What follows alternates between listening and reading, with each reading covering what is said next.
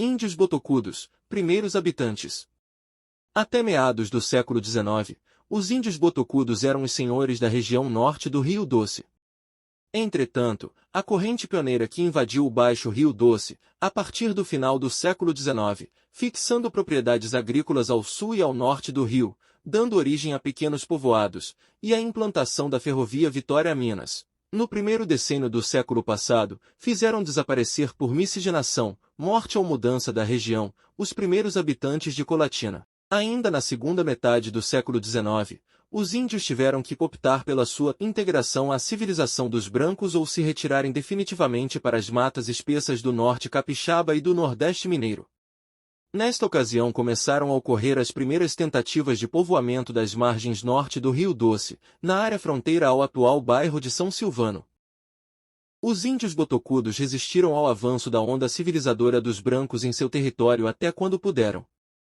Algumas tribos procuraram diminuir sua hostilidade, enquanto outras se retiravam para zonas distantes, e só ressurgiam com a intenção de saquear as propriedades já instaladas. Com o crescente desenvolvimento de Colatina, principalmente a partir de 1921, ano que se emancipou de Linhares, e a onda de povoamento da Zona Norte, intensificada a partir da construção da Ponte Florentino-Avidos e da Estrada de Ferro Rio Doce, São Mateus em 1928, foram determinantes que apressaram a absorção e a extinção dos indígenas da região.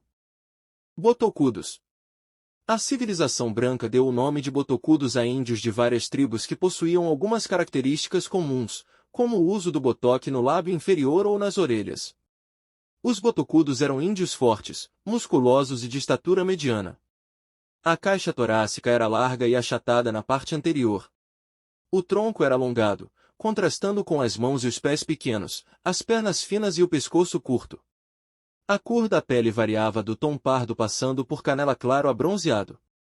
Os cabelos eram pretos, lisos, duros e brilhantes. Tanto os cabelos, como a barba e os supercílios eram usados raspados.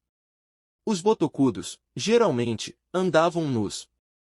Porém, usavam muita ornamentação corporal, como penas de aves presas à cabeça e em outras partes do corpo, colares de sementes ou frutos vistosos de cores ou de dentes de macacos e outros animais. Costumavam pintar o rosto com tinta extraída do urucum ou genipapo. Caça e pesca. Até meados do século XIX, os homens indígenas eram exclusivamente caçadores, enquanto as mulheres e crianças se encarregavam da pesca e da coleta de alimentos. Com a chegada dos invasores brancos que foram instalando propriedades agrícolas, os índios se tornaram salteadores de roças e ladrões de mantimentos e criação. O arco e a flecha eram suas armas de caça. Não usavam canoas ou qualquer outro tipo de embarcação, mas eram hábeis nadadores. Usavam na sua alimentação, além das caças, peixes, frutos e raízes, as larvas de certos insetos e até a carne de macaco, muito apreciada, e o mamão verde. As moradias eram rústicas, em geral, feitas de palmeiras encostadas aos pares, devido às constantes caminhadas dos membros nas tribos, pouco afeitos a se demorarem muito tempo no mesmo lugar.